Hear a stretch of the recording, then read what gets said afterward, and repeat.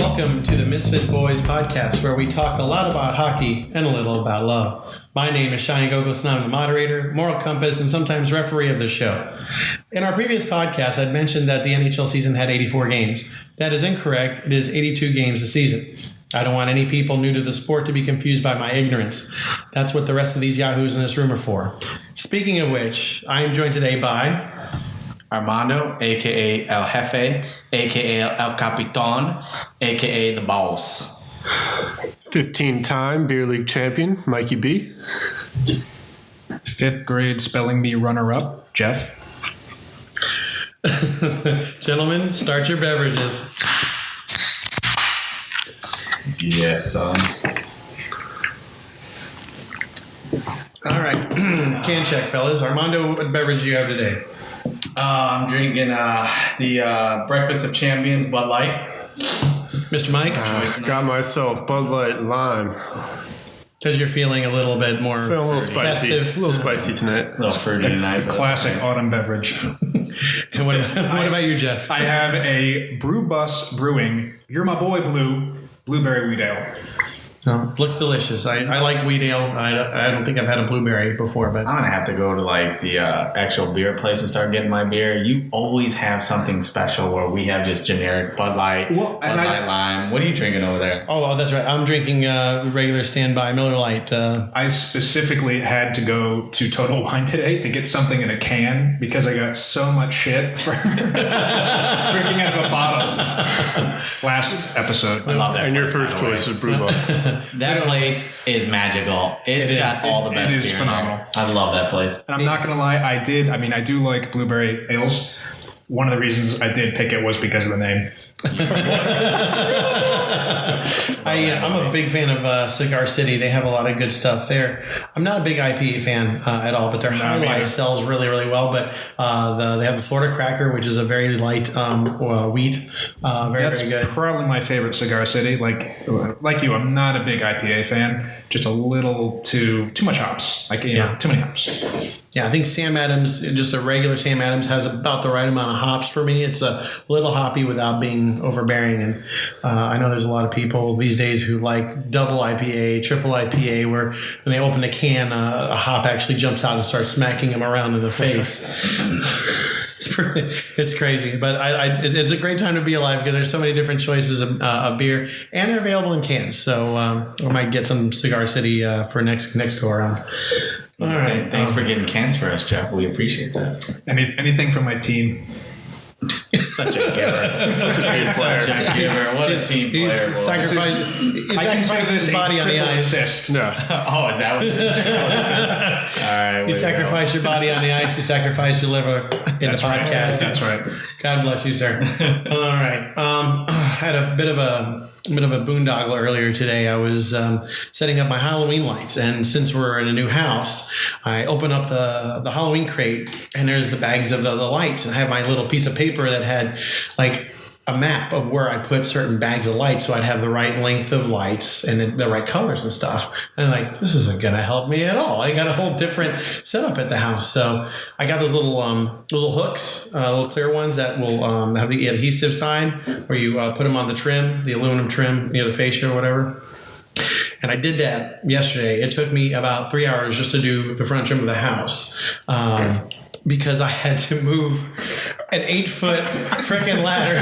Dude, how big is this damn house? I mean, come on. It's ridiculous. 3 hours? No, I swear to God. And you know what the worst part is? This is Cheyenne's Branch Davidian compound down by the river. Right. And the worst part about this is that I did, like an idiot, I didn't plug in the lights before I went to go hang them. So guess what I got to do after I plugged in the lights? God. I had to go back up. I had to take a couple strings off because I'm not sitting on the top of a 10-foot ladder trying to change out the lights and not drop it and things going into the ground. So by the time I got done with all that, parts of the adhesive weren't sticking, and so lines were hanging down. So I decided to go with a very low-tech solution. Paper clips. Paper clips. Old school. To hold the wires up, because I just a little thin lip of metal underneath the fascia, right? And I just hold it there, and then the wire goes right there alongside those adhesive clips, because a lot of them kept about 85%, but not all of them. And it was in weird spots. So paper clips. That sounds like a whole lot of work for just a holiday. I mean, it's not Christmas, man. It's Halloween. Yeah, I like when I was growing up, we never really had Halloween decorations. Maybe like something like cobwebs or like a spider in the lawn or something like that, but never like Halloween lights. It was Christmas lights, and that was it. And you hated when you did that. Yeah, we had thought about the idea of putting lights up, but we did a couple of those little blow up guys. Skeleton, pumpkin, things like that. Called it a day.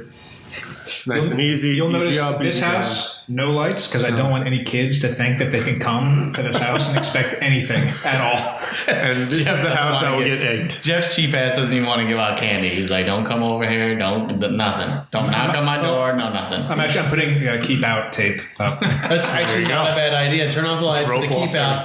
That should definitely garner you some tricks. But you can pass out empty beer cans. I don't know. You realize those kids are going to remember that shit and they're going to come back. Right, I remember the houses that didn't want to give out candy. Don't trust me, and I came back all right, and I played some tricks of my own up in there. I'll have to get the security camera set up. Yeah, you better get those set up really quickly. Sooner than later. Halloween is a really big holiday for us.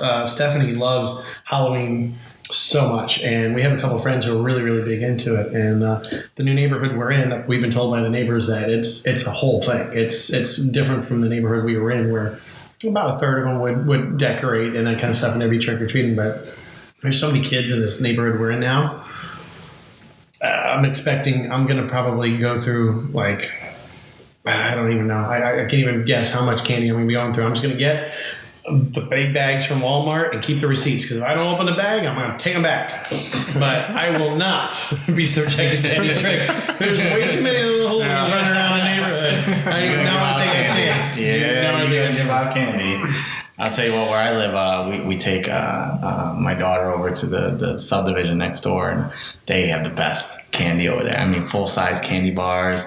They've got the treats for the parents. So, they're making mixed drinks. They got Jell-O shots and, margarita. They got beer. I love the place. I love trick-or-treating over there because they take care of the parents. I'm telling you, they do not mess around over the subdivision. Here's a treat for you and an extra treat for you. That's right. Here's a full-size candy bar for your daughter so she has cavities, and here's a beer for you. Yay! Nice. I think That is awesome. Halloween is the only time that I've talked to my neighbors. Any time. Only time of the year. Everyone's outside hanging out, waiting for some kids to come by. You say hello, introduce yourself. Sometimes I forget Mike is from New York. You don't see them. It's a place you don't want to necessarily have to talk to your neighbors. I'll tell you what. You get the head nod, Yeah. That's it. Happy Halloween. Yes, so what? Yeah. What's so happy about Halloween? Oh man! Well, I got an opportunity to go to the Lightning Capitals game that we were talking about in the last podcast. I just happened to get free tickets from a friend of mine, Eric. Of course, they're free. They're Lightning tickets, but go ahead. I don't know how it is he got connected, but he's been a fan since the North Stars, because he grew up there, and his girlfriend had never been to a hockey game. She understands the game pretty well, but she'd never been. So for her to go to a game that started off being 3-1 Capitals, and then go into overtime, and then Lightning to win in overtime, it was a pretty awesome experience for a first-time live hockey experience. I couldn't have wished a better game for her. But the Lightning played much better in that game. They definitely was a whole team effort. They seemed like they were playing well on both sides. And one of the goals is actually the topic of the discussion that we didn't get to last podcast, but I'd like to bring up now, is the NHL rule you would get rid of.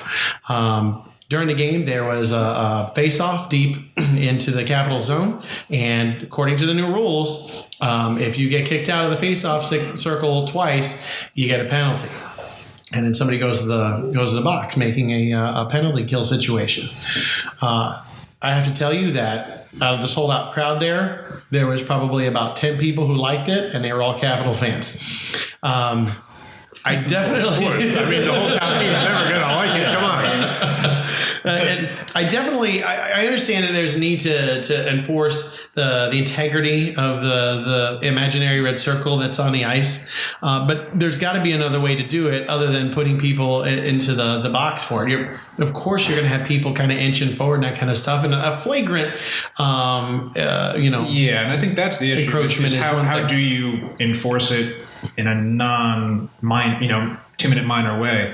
Because you look at what was happening last season. I mean, if the ref was facing the opposite direction, the wingers behind him were coming right up on him to where they might be maybe a foot or two away. I think there was one game last season, I think it might have been a Caps game, where they were practically falling over the ref. I mean, that's how close they were to him. So you do have to have some sort of consequence for that. So do you think it's best just to go back the old way where they just kick the center out of the face-off circle, for the team that's violating what the... they should do is you stick with the 2 violations, but you move it to the team who inflicts the instead of penalty, you put it into their defensive zone. This way, you got another offensive scoring opportunity for the team that did not commit the infraction. I like that idea, especially if you're the one obviously if you're deep into enemy territory, you want to get to jump on that puck so you can get a quick one-timer going. And if you end up getting pushed back to the to the point face-off or even outside into the neutral zone, that's severely going to curtail your chances. And I think that would be a better, more appropriate punishment rather than 2 minutes in the box for encroachment twice. I mean, you think about come playoff time and how heated and crazy they can get there. I think it's definitely going to be a learning curve on both sides of the players and the league. But I think a 2-minute penalty is too severe. Armando, what do you think? No, I think a 2-minute penalty is ridiculous. I mean, we're crazy. Who voted on that rule? Those are the kind of people we need to be slapping. I mean, who votes on a rule I like think that? the refs just kind of swarmed Gary Bettman and kind of wanted the game to go in their way a little bit more because, let's face it, the way they do face-offs, they hold that puck way too long. You just got to get the game going. You want to keep the game speed, up tempo. People are there for the action. They're not here for the refs. Right. No, I definitely get that. But it's also that, there's a reason there's lines on the ice so that the other person doesn't have an unfair advantage.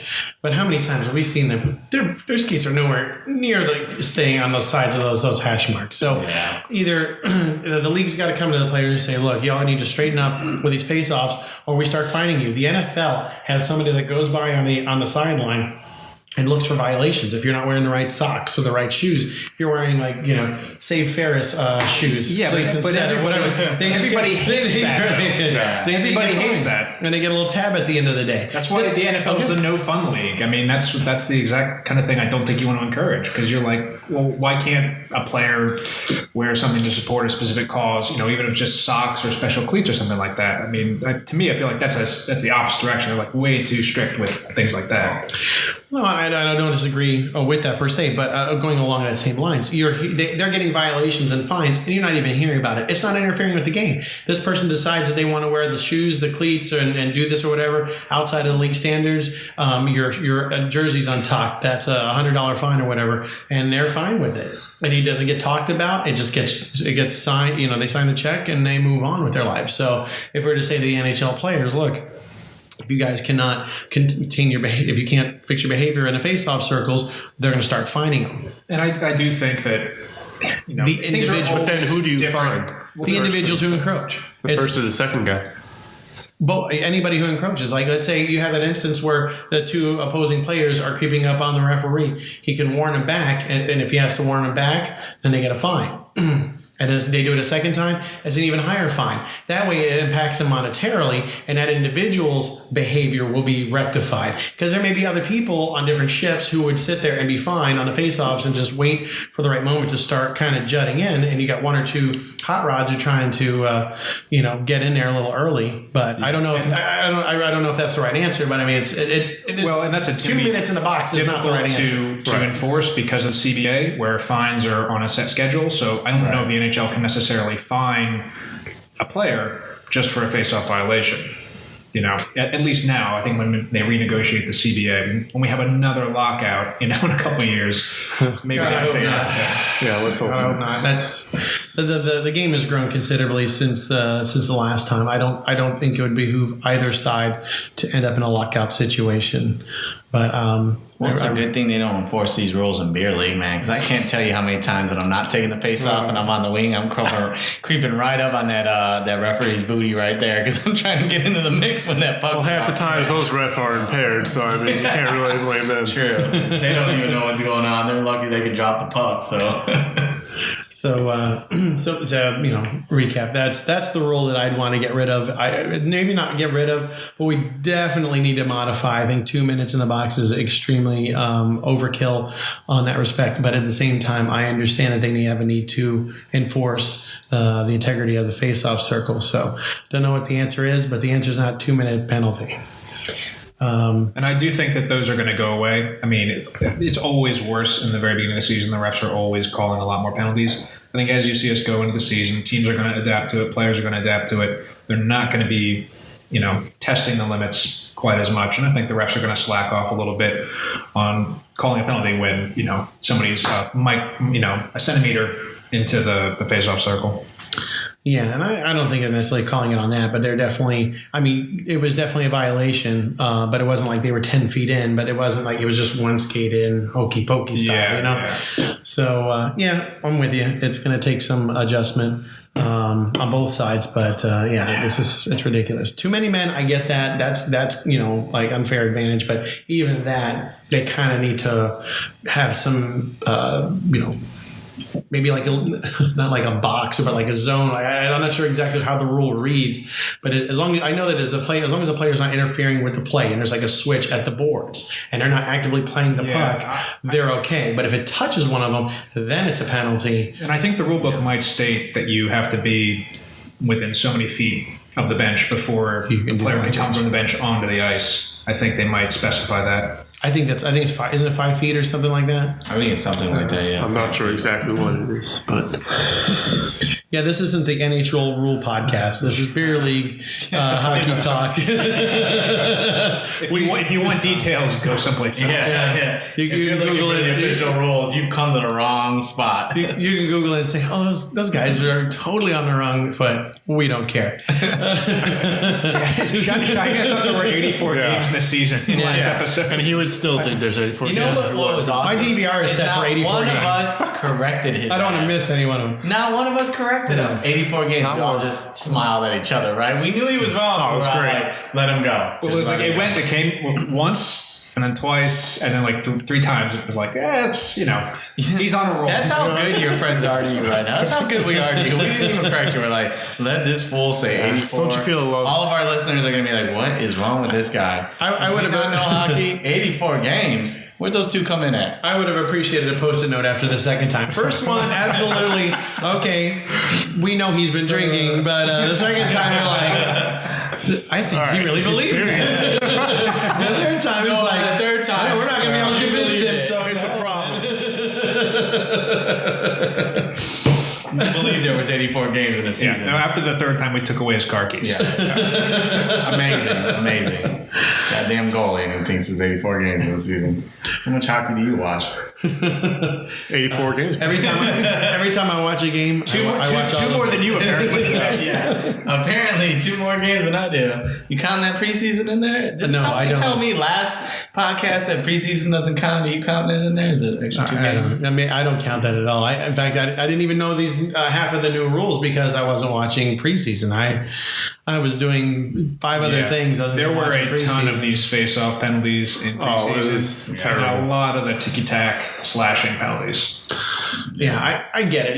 Hitting on the mitts, like you were saying, the stick shouldn't be up there. Even when the puck is up, crest level up in the air, and you're trying to knock it down, you use your glove. You don't have your stick waving in the air where you could potentially injure somebody else. And having a swift downward motion on somebody's stick or their arms is definitely an intent to injure. Unless you play in our league. I was going to say, unless you're in all the the beer time. league, I'll do that all nobody day. puts their I'm hands talking up. about intent. I'm not talking about what gets called. We're but talking about professionals here. If the puck goes above like 4 feet in elevation, it becomes baseball.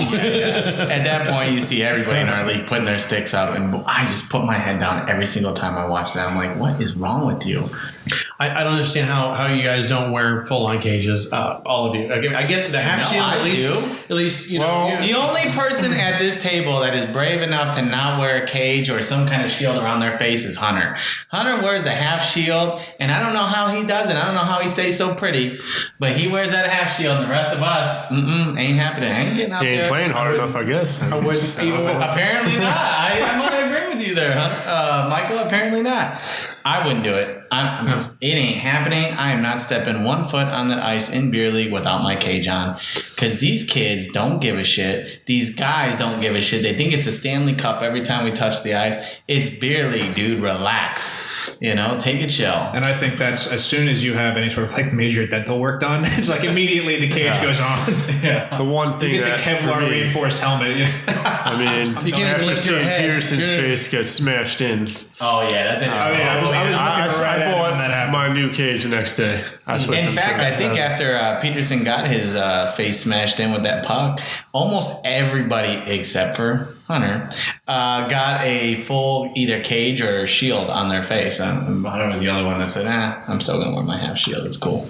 Yeah, I just, I've been goaltending for a really long time, but before that I was a defenseman. I was fine, playing ball hockey that way. But then when I went to goaltending, we went from ball to puck and then to eventually to ice. I cannot imagine not having some protection on my face. And if the times that I've skated up, I made sure I got a helmet with a cage because I'm already used to it. One, number two, I don't want anything taking out one of the only 2 eyes I'll ever have until I die.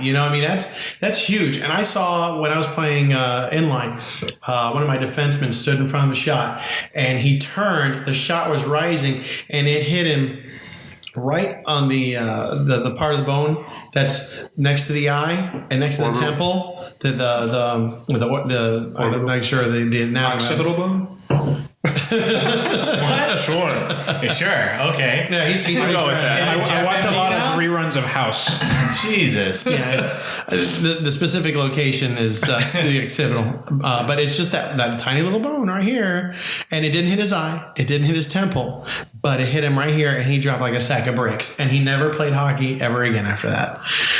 He had nothing. He had no cage. He had no shield. It was just puck, regular inline hockey, and he took one there, and then he was done. And honestly, I don't blame him. But how do you not just get a cage after that? I mean, that's There's the no simple reason for it. solution, There's no reason for it. We know somebody who, was not wearing a cup and took a slap shot to Yes, we the do. man's That is the dumbest and thing. still I've ever plays on our team to this day. You know what I love with only about half the that one? testosterone. Is I play roller hockey and we didn't have to wear cups. What's the chance of me getting hit? And I told him during one of our pickup games, he was out there skating with me. I said, you better get a cup on. Tell him And you better this get a was cup. his first or second game, right? I think It was It was fairly new to the team. he was only a couple games into our team, and what made it ironic is he went to the pro shop and bought a cup, just didn't put it on.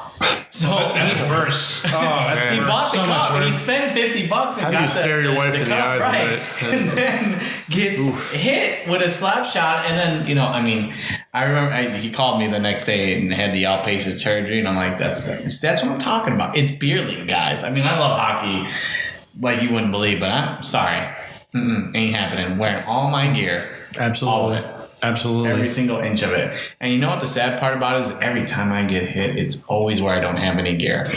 Every freaking time I get hit, You got to it's in a stop spot where I standing don't in have front to of get Jensen it. slap I'm shots. telling you. For real. No, that's Can't real. believe it. That's 100% accurate. Oh my Nobody God. does that. The hardest slap shots that Jensen takes is on me during warm-ups.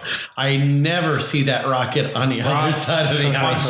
Sunday, Rob was all in his face about tone it down a little bit. Yeah. And Jensen had a new stick. He's like, I got to break it in. I Do it on that goalie. I tell Jensen every single warm up, don't take slap shots on our guys. Don't take them on the goalies. He's like, what do you mean? I'm like, just calm it down. Save that power and that energy. Give me 50% because after I'm warmed up and I'm feeling the puck, I'm getting good visualization. I'll take some harder shots, but not the first one. My God, I'm going to be trying to sit And there if anything, lining keep it up on the for pads. shots I mean, with he a doesn't throbbing care. pain in my bicep. He doesn't know how to control Oh, a no, shot. he's just full wind up right away. Nah, he gives it to you right off the bat. But you know, the only good thing is it's 1 out of 10. He's literally like, what was that damn kid's name from the Mighty Ducks? The one that had that crazy slap shot. Oh, the knuckle puck? Yeah, no. From part one, well, he was in all three of them, but no. Fulton Reed. Remember Fulton Reed when they got him in the first one? Yeah. And he had that slap shot that was like crazy, could break the glass. realize that guy is the fat guy from Daredevil, the Netflix Yeah, show. Foggy or whatever Oh, his he's name Foggy. is. That was the same guy. No, Yeah, that's the same guy. Actually, he's had a pretty good he was like a acting badass career. in the Mighty Ducks movies, and he's like the fat, jolly lawyer in Daredevil. Wow. Yeah, Talk about acting. That was incredible. Just disappeared into the role. You know what's funny though is he's actually played in a lot of movies and sitcoms since then. Like he's probably out of most of them, he's got the best career. I probably didn't guess. recognize him in any of the. Yeah, I mean, wouldn't Joshua be able to Jackson- tell any of them now. Joshua Jackson was doing pretty good for a while. What was he on that? He was on Dawson's Creek. yeah. with James Vanderbeek or whatever. And he was on that his show name is. on Fox, the sci-fi show. It was like an X-Files ripoff. Yeah, and then I think he did Cruel Intentions or something like that. He did a couple movies, but Dawson's Creek was his biggest show. He's on something now on Showtime, I think. Joshua Jackson did? Oh, no. Was he wearing his Mighty Ducks jersey? I didn't recognize him. No, they all burned their Mighty Ducks jerseys Did they? after they were done with the films, I'm They're sure. forget this stuff. It's so funny too, like when you go back and watch it. I mean, anybody who's played hockey has watched those films. I don't care, any listeners, if you're listening to this, is because you like hockey and if you're you of a watch these certain films. age, yeah, you watch you've these seen those films, movies. and it is what it is. But it's funny, like when you're older now and you can pick shit out. Like I'll watch it and I'll go. Like, first off, that's fake. Secondly, you see him with the helmet up. None of our cages stay up like that. None of our helmets stay up. And then when they put it down and there's no straps on the side, and then all of a sudden it cuts to a clip where they do have the straps on the side. No, the hockey scenes in those movies They're are pretty ridiculous. awful. Yeah, they're pretty awful. I think there's one scene in the second one. I'll always remember this because of how ridiculous it was, where a guy goes down on one knee and goes between somebody's legs. Absolutely ridiculous. I remember that scene.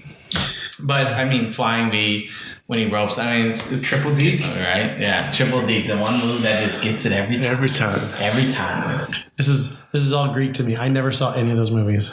Have you seen? Really? What about Slapshot? What? With Paul Yes, Newman? Come on. I'm not talking. And the- I'm talking and the about Hanson brothers. No. Mighty Ducks. Ducks. Have you seen Sudden Death with How do you not watch Yeah, Mighty no, Ducks no. growing up? Come We're on. not talking about all hockey movies. We're talking specifically about the Mighty Ducks Oh, you movies. did not see I've Mighty never Ducks seen any of the Mighty Duck movies on purpose. Youngblood? I knew. Yeah, absolutely. Youngblood. I've seen plenty of other hockey movies. You ever see Strange Brew? No.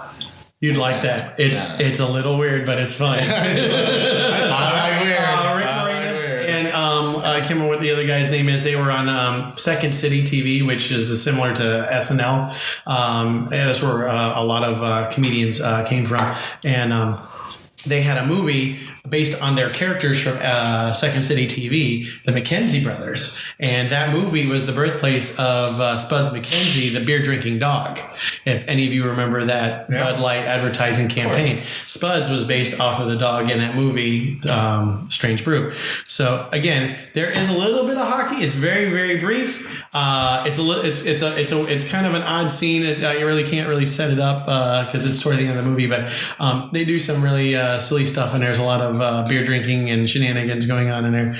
But it's a good movie. It does have hockey related into it, and they both play Canadians, which is just funny. But the Mighty Ducks, I made a conscientious effort to not watch the movies because and strictly for the reason that Disney had bought a hockey team to promote their movies. That was the only reason they got the Anaheim, the Mighty Ducks of Anaheim, the only team to have their mascot in front of their city name, because they were trying to brand Mighty Ducks more than they were trying to brand Anaheim. And if you notice that as soon as Disney sold the team, the Ducks finally started going even deeper in the playoffs and finally got their cup. So, no, I have conscientiously stayed away from the Mighty Ducks just because I know it was a whole tie-in marketing ploy and I wasn't buying into it. I loved hockey enough to know that this is, they're aiming at the kids market, and it worked. Obviously, you guys enjoyed it. You're younger than I am and were able to enjoy the movies. No, it's Those hockey. of you who don't know, Cheyenne's like 58. 57 and a half. Oh, sorry. 57. Close enough. All right, so since we're talking about movies, who remembers their first hockey movie? Do you remember the first movie you saw that had hockey in It it? had to be Mighty Ducks. Mighty Ducks. Yeah, I think it probably was Mighty Ducks for me. Believe it or not, Mighty Ducks, I remember that as a kid. It was one of my favorite movies, but my first one was Youngblood with Rob Keanu Lowe. Reeves. Very young Keanu Reeves. Yeah, very young Keanu Reeves, and Patrick Swayze was in it, and I remember that movie. I thought that movie was awesome. But it's always funny, like, speaking of Keanu Reeves, if you look at a lot of his younger roles, he always plays the dummy. Like, the real, like... Bill and Ted. Yeah. Like, no way, guys. Like, I looked at a lot of his movies, and I'm like, yeah. And now you see him, like, in John Wick, and you're like, Oh, man. that's the same dude? I'm an FBI agent. Complete turnover. You must get off the bus now. Point Break. So horrible. Oh, Jesus. It just, man. Unless you count Happy Gilmore as a hockey movie. Yes, definitely, absolutely. It starts Yeah, off. I mean, hockey it starts and off. Happy goes Gilmore could into be golf. definitely considered a hockey Then movie. that would have to have been my first hockey movie. I say so too. I always remember in the beginning of Happy Gilmore where he breaks the glass. He goes, Oh my God. Is that goal regulation size or what? He just falls down and he slams his stick on the edge. That's Jensen every day. That's the same guy who tried to stab somebody with his own skate. Yep. Got the record. That actually ended up being an old NHL commercial where like a guy holds up a bank with a skate. It was about like crazy hockey fans. That was like a late 90s NHL commercial. Oh my god, that's hilarious. Let's see. And then you had Slapshot, right? Yeah. Slapshot was a good I movie. saw Slapshot after Happy Gilmore, but I had just started getting into playing hockey more regularly around 94, 95.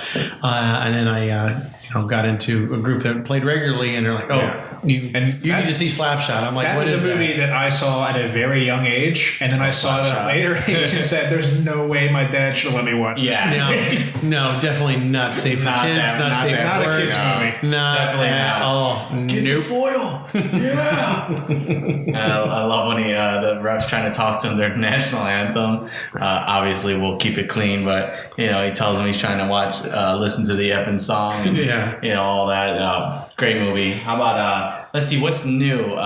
Goon. That's a good Goon. first one. Great. The first one. Goon was good. First one is Yeah, great. first Second one. one Loosely turned into a based love on story. somewhat true story. Yeah. Not happening. The second one's like a completely different movie. Like he goes from being like in the first one he's like the meathead, and in the second one he's like smart ass. They went Hollywood and they just they're in it for money at that point. Yeah. The first one, they're It's just actually too far of a passionate stretch, about it. I think that when you always anything a little bit lower budget, like Mike said, it's Hollywood, little lower budget, they got more passion. I thought the first one was fantastic.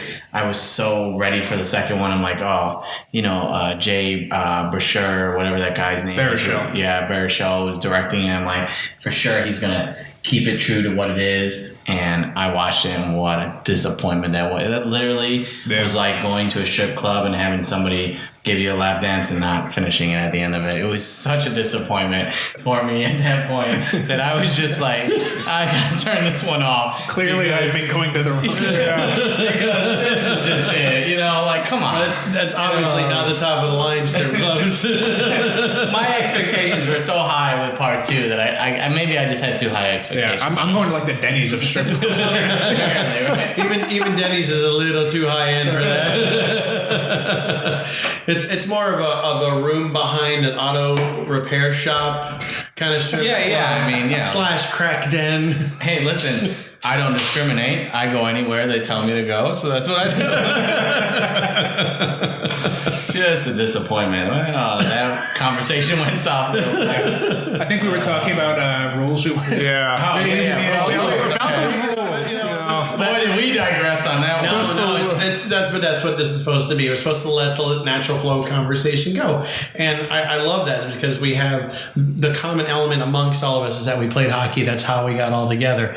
But we obviously have other interests off the ice. But we always have a good time talking with you guys, whether we're recording or we're at Chili's after a game, drinking our faces off, talking about the win or loss, most likely loss, and why Becker went to the box so much and everything. But I'm bringing up old stuff, so I don't want to do that. NHL rule you would like to get rid of. Armando, do you have anything in mind that you want to change or get rid of? Yeah, that whole point for overtime is ridiculous. Agreed. Why? The loser point. Why do you get a point? You lost. You lost. It doesn't matter that you brought it into overtime. I don't care what you do with the shootout. None of that. You lost. You don't get a point. It's plain and simple. I don't like it. I think it goes back to rewarding kids for trophies now these days. You don't get it. Why? All right. That's a really far stretch on that one. Oh my it's God. the same thing. No. You're rewarding somebody for losing. Why? No. You lost. You don't get a point. You don't get a trophy for being fifth.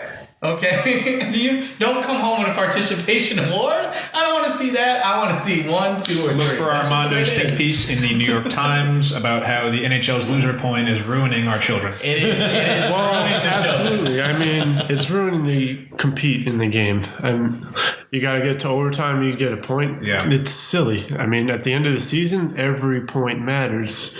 You should have to want to win the game, not just go for 1 point and you're in the playoffs. Right. You pretty much know by the third period, right? If it stays tied, you're going to get a point no matter what. So you're okay with No, you shouldn't be okay with that. You got to win the damn game. I sincerely doubt they're going to play a whole period let's just keep it even, guys. I've never heard that on any bench ever.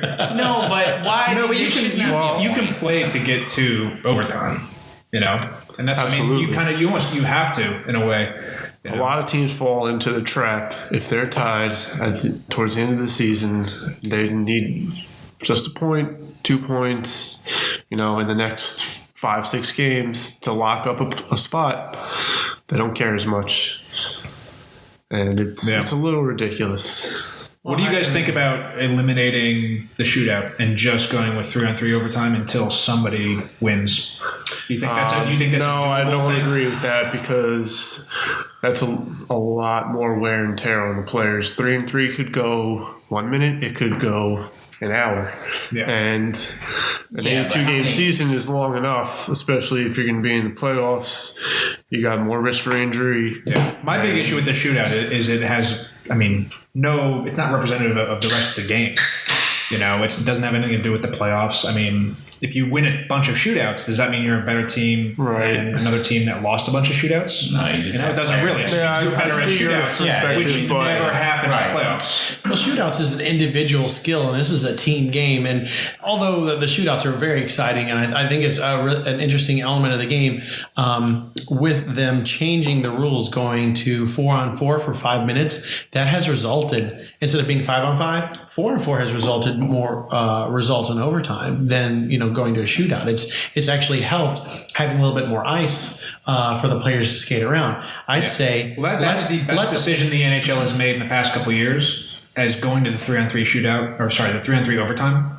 It's incredibly exciting. Well, it opens up the game. Incredibly exciting. Look at how much more it opens up the game, more chances to score, be done with it. So, it's shootout, up and down. 3-on-3, yeah. It's up and down the ice. I think it's the best way to go. The shootouts are great. They're cool. I don't mind watching them, but I kind of agree with Jeff. I think maybe if we can do I think they should, with 3-on-3, it puts a little bit more wear and tear on you, but how long can they really go? Maybe one more? Somebody's going to score. Absolutely. I mean, it opens up the game. There's so much open spot. Especially There's almost so if much they keep open ice calling with just these penalties bodies out there. and calling them. I've seen it literally like slingshot back and forth where they start kind of go from one end of the zone to the other, and then they change, and it's just kind of like watching waves coming on the beach. You just eventually it becomes into the goalie, much more of an up and down getting more game. shots, and depending on who made the last shift change and who's gassed, and it's more of a sprint kind of game, and it's kind of like with the Olympic hockey with the wider rinks, and it really. You don't think so, but it does create quite a bit more play space. So do you they need to stay? I think stay with the 3-on-3. Go 10 minutes, because if 5 minutes isn't enough, 10 minutes should be. Shootout is an individual skill. It is exciting for the fans, but for the purity of the sport and it being a team sport, I would say.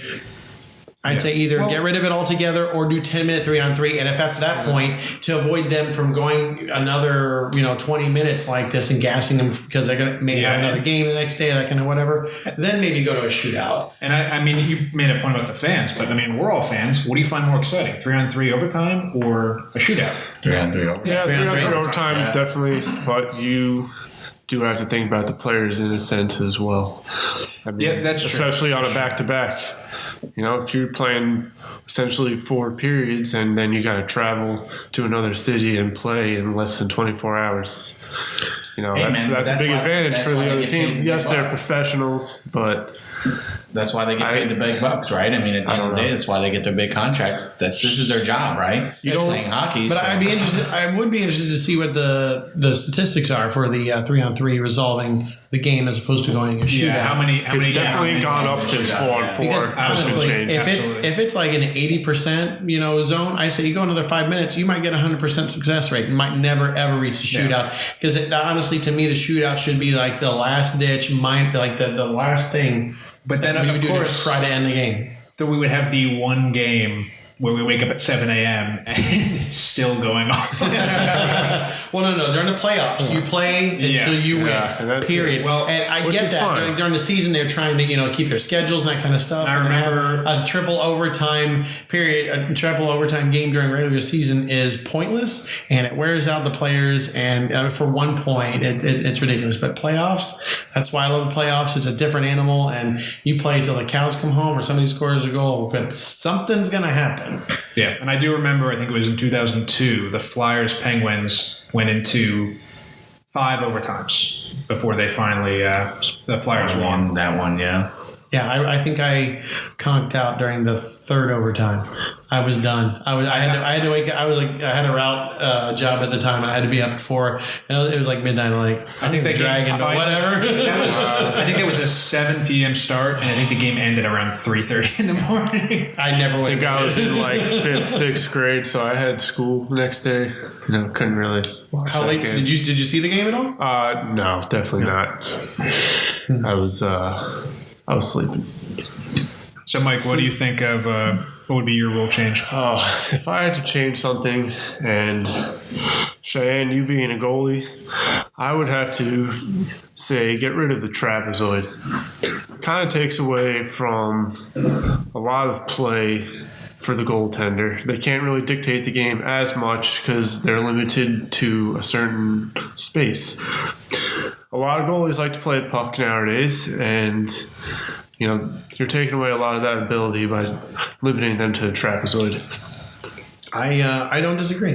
The trapezoid was actually meant to be a cage for Marty Brodeur, because that guy would wander off and into the offensive zone if he was allowed to. Yeah. And he was all over there back there. It's amazing as how a third many defenseman. rules it seems like were implemented to stop the Devils. You look at like after the lockout where they instituted the new rules against obstruction in the neutral zone, which is cutting down the trap, which was a hallmark of the mid-'90s Devils, and the trapezoid, which is obviously to cut down on Marty Brodeur and his ability to play the puck. That's don't forget the Sean Avery rule. We all remember that playoff a where rule he was that got dancing in front. instituted in about 3 days. Like he did it It once. took Yeah. a matter And, like, the of next day they 3 said, okay, seconds you for them can't to do change that. Yeah. Can you tell the people who aren't familiar with hockey what the Avery rule is? So basically, Avery rule is when you're sitting in front of a goalie, you can't just stand there in front of him, blocking him with your hands, taking away his vision. Waving your stick. That was the big thing with Avery. Yeah. He would wave his stick in front of the goalie's face. You can't do that anymore. You can block him normally. You park yourself in front of the net like a normal person, but you can't be going crazy, with those antics. But Sean Avery was a great guy. Wish we had him back. Maybe we could sign him this season, bring some life to this team, and he's living the life now. He married some GQ model. Yeah. Yeah, of course. Mike, Dr. Frankenstein might not be able to bring life back to the Broadway production, but it's still early. We stress that. Yes, We'll reevaluate that at the All-Star break. It's still early, but I don't know, man.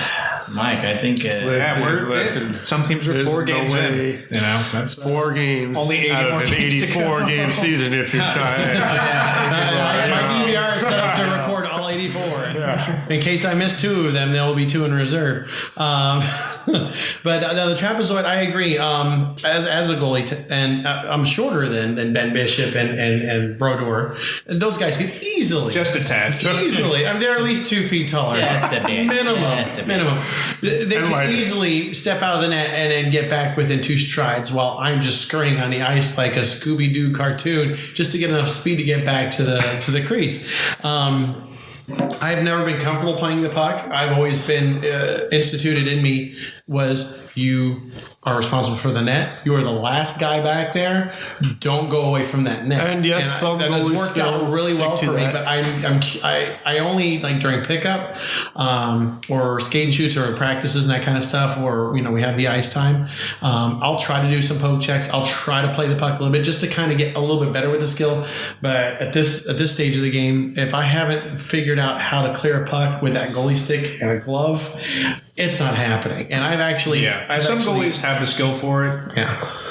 And some don't. I mean, and that's tough to do. I mean, I've played goalie before, and it's tough to stick out. Absolutely. And you have completely different. Oh yeah, quite a few times, and it's a lot different than trying to shoot a puck as a forward or a defenseman. And some of the greatest goalies, even to this day, still are not that good at playing the puck. They're just there to stop the puck, and that's it. Like some do it, some don't. Lundqvist not the best. He's tried to improve on it. He still sucks. Yeah, like who are the great handling goaltenders right now? Like Pekka in the league. Pekka Rinne is not bad. Mike Smith, I would say, is number 1. Yeah. Mike Smith. He can fire that puck faster than. Speaking of blocking shots, can somebody stop blocking me and get me a beer over here? Stop! Just ask. And say, "Hey, I'm thirsty," or just you're doing a whole signal. Do you want this beer or not? Do you want the beer or not? I'm gonna break the 4th wall here too. You just got up. Seriously. Yeah. But King always knows this is my chair. Bring me my Bud Light. Someone get me a beer. Because I can't get up and walk 2 feet over to the cooler and get myself a beer. Take you to the chamber of pain. This is what I'm saying to you guys, okay? I was not near the beer like you guys You were. could have. You could have taken a different route from the bathroom to come back and Easily. You probably could have. Wash your hands, I hope. I probably could have. Of course. Go in there. The towel's going to be dry. Listen, are you going there right now? Go and check the towel. See if you know what? dry. I'm going to go check that towel. Wipe it on his face. Go give me the towel. I absolutely believe Armando, because Armando's a total germaphobe. Oh my God. He's got kids too. It's just having. This towel is drier than my grandma. Oh shit! Put it in his face. What? Put it in his face. That towel's not dry. Are you sure there. there's not more than one towel in there? No. That's it. You wipe it on your face. That's it. No, I don't feel anything, man. That thing is wet. Well, unless your hands air dried from the basin to the towel, I find it very hard to believe it. You know what? No, I don't know where the stink ass fingers have been. Yeah. So I'm going to say no. With my germaphobe ass, that ain't happening. So that's the last time you're going to give me shit about not giving you a beer. Thank you very much. All right. So back to the puck playing goaltenders or the trapezoid. Yeah. Trapezoid again? Trapezoid. We barely touched on this conversation. We're talking about. Do you have an opinion on the trapezoid since you left the room while we were talking about it? Nah, not really. What do you think about Crawford? Is Crawford a great puck handler? Can he shoot that puck? No. Okay. No. I mean, listen, Crawford's got a couple rings. He's got a couple rings because of the defense of the Hawks. They've always had a good defense. No, he's not. He's all right. Yeah, he's no Pecorini, No, but Pecorini can handle that. He's a good goalie. Crawford is a good goalie, but he's not. He doesn't have to stand on his head like Rini and other goaltenders who have to stand up for their teams. Crawford has got a cushion of a huge defensive core that's constantly on him, and the defensive thinking forwards are watching out for him. I'd say it's more of the Quenneville system because, I mean, let's face it, pretty much every defenseman that you put out there is shutting down top line, second line. Don't matter, really. You can't hate. That's Coach Q. Can't hate. Crazy. Can't hate on Q in the mad Hawks. respect for Q. Absolutely. No. Absolutely. So what do you think about the trapezoid? Would you want to change that, get rid of it? Does it bother you? Do you not care? Nah, I could care less about that, to be honest with you. It's a rule that really doesn't bother me, provides no merit, so I'm good with it either way. Get rid of it, keep it. It is what it is. All right, Jeff? I think it's fine. I think it's a rule that affected really only one goalie. I think it really only affected maybe when it was instituted Marty Brodeur, maybe Marty Turco. You know, I don't really think it affects anybody else. So I'm fine with it being instituted. I think Pietro and his stellar career. But and I'm fine with it. If I was able to stick handle and I was in the NHL, I wouldn't mind having a little bit of cushion back there just to go ahead and, because if the puck is behind the net, you're kind of handcuffed in the crease there to go behind there and play it and risk getting injured. So to have that little zone to say, the goalie can only play it here because it's necessary to keep the game going. I get that. I'm totally down with it. It's keeping Brodeur and all the other guys out of the corners, which we should not be wandering. But you shouldn't be hitting the goalie anyway. So either at home or on the ice, I would be screaming, Ben, what are you doing? And that's another thing. I'm not sure about the rules of it. Is if you do eliminate the trapezoid, at what point does the goalie become just a player?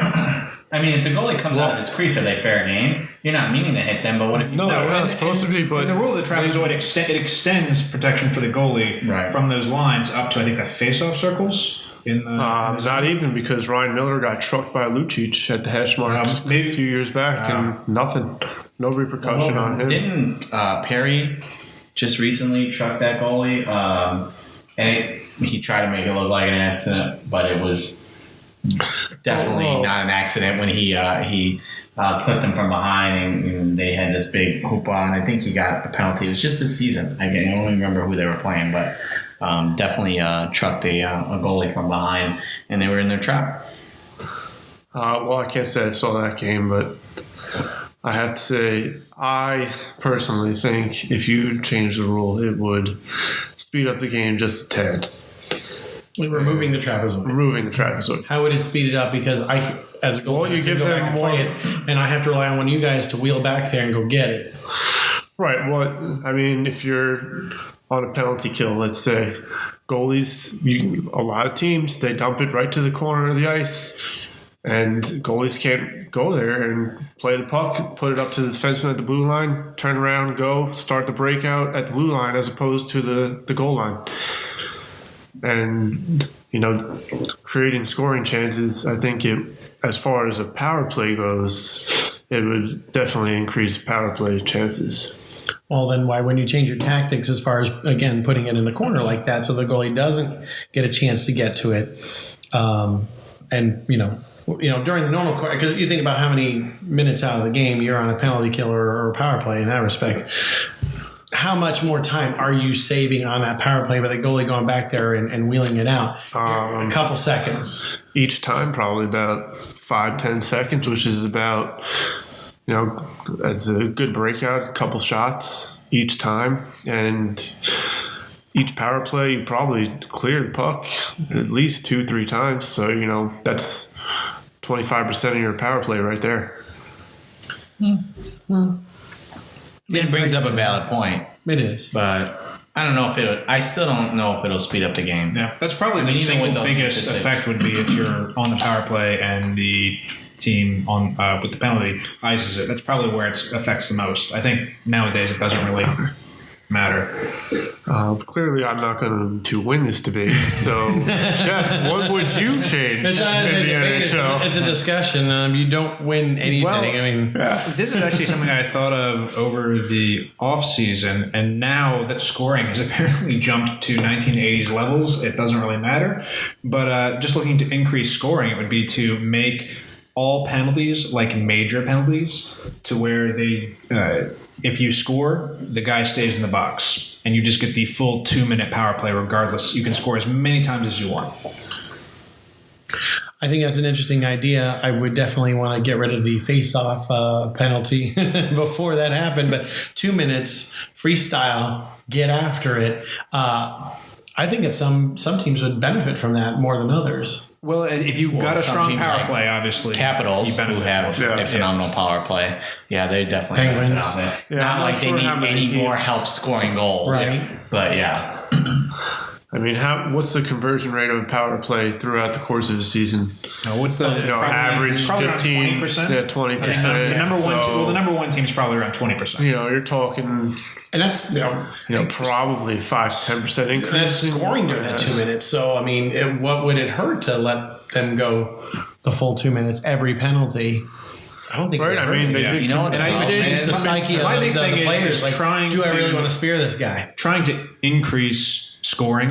I don't think making the goal dimensions bigger is really something that's going to happen. I don't think that reducing the size of goal And maybe pads you is do something see that's really gonna less. happen. To me, less, increasing the amount of time you're on the power play, which I think we're seeing right now, where more penalties are being called at the beginning of the season. That's why you're seeing so many high-scoring games. I think that's probably one of the ways I think you can do it. Yeah, I think Outside the of just calling players. more penalties, it's the penalty. The amount of time you're on the power play is extended. I think it's a great rule for NHL, but a horrible rule for beer league. God no. God no. That's a rule. That's an we NHL. need to talk That's about. what we're talking about. That's NHL rule completely- changes, not That's why we beer play league. USA hockey. rules. We don't want to change those rules. The But beer league rules that I would want to change is enforce the rules. That would be the only rule that I'd want for beer league. Just enforce the rules. Get a If level we can 5 get some- USA if they could hockey get- certified ref. Yeah. we can get some refs that actually care. Not someone who I know they closed say their they eyes care, and did a but couple of multiple choice There's a couple of them that are good. I have noticed that you do see a lot of the refs in our league who are terrible. Let's not beat around the bush here, but they do watch a lot of NHL, and you do see them calling by NHL rules rather than USA Hockey rules. I know in our game on Sunday, somebody in USA Hockey, when you high stick it, it should be an immediate whistle. Right. And they were waiting until another team touched up, which is the NHL rule. Yeah. Well, guess what? They're not NHL refs. They're barely. Thank God for that. They're barely refs. So I think everybody had a chance to talk about the NHL rules. So old business is finished. And we were getting a little bit long here in the podcast, so I think it'd probably be a good time to go ahead and wrap it up. We can talk about firing of Dave Hackstall maybe another time. Fire Hackstall. Let's give it another week. Give it another week. Let's see what happens. It was one penalty. Who knows? If he establishes a pattern of constantly Not happy. It's one game, Jeff, out of an 84-game season. Tell us why you're not happy about it, Jeff. All Tell us why right. you're not. I'm on the way. I do want to know. I want to know why. do it. Get it off your chest. Don't. Flyers up against the Predators on the road. The team that went to the Stanley Cup Final last season. They're up 5-4 with about 2.5 minutes left in the game. They get called for 2 penalties. So Andrew McDonald and Dale Weiss, who I both hate, get dumb penalties, and they go to the box. Of course, with about 1.5 minutes left, Predators score. They tie it up 5-5. Hacksaw challenges the call that it was offsides, and it's close. It's not going to get overturned. Immediately in that situation, it's not going to get overturned. But he challenges it anyway, and the Flyers end up with another penalty. So they are back on being 5-on-3. Predators score another goal. So they score 2 goals in the final 2.5 minutes of the game to win the game. Total tactical error. I don't see why you would do that. That's in a situation where you have to play for overtime. We talked earlier about the loser point, how it shouldn't exist. But that's a situation where you have to play for overtime, trying to salvage a point on the road against a very good team in Nashville. Fire Hackstall. I agree. Fire. I mean, I agree with you, Jeff. Burn him, he's a witch. Luckily, we don't have those issues over in Chicago, but no, I agree. Yeah, everything's sunshine and butterflies. I'm telling you, Well, that's how it works over in Chicago. I think the Flyers don't want to admit they're in a rebuild, but they're kind of in a rebuild. And No, they absolutely. one penalty in the beginning of the season is not going to affect their chances of making the playoffs or not. Probably not. I mean, I think this is a culmination of the frustration with a lot of roster decisions, where even though Hackstall is one of the rare coaches who was a college coach and made the leap to the NHL, he seems unwilling to play a lot of young players. You know, even last season he benched Gostisbehere, I think 6 times last season. And he benched Travis Konechny, who was another rookie last season, benched him a couple times. And now he seems sort of unwilling to play. You know, he's sticking with guys like Andrew McDonald, who sucks, who's Sounds awful. a lot like Alain Vigneault over in New York City. I mean, the guy gave Philip Keetle 2 games, 10 minutes average time on ice, and boom, sent down to the AHL, which is okay. But that's definitely not enough of a sample size to find a maybe fourth line center. And, you know, kid's 18 years old. You're kind of, you know, demoralizing him by saying, hey, you made the team, and then 10 minutes later, you're gone. You're in the AHL. And that's a similar situation in Philadelphia now with Sam Morin, who's like a giant. He's 6'7", like he's a beast. And everybody acknowledges that he is an NHL-ready defenseman, and he just got sent down to the AHL today because they want to play Brandon Manning, who's not going to be with the team next year. So why even bother playing him? And Andrew McDonald, who makes like $6 million a year and is awful. That's why they're playing him, because they're paying him to play.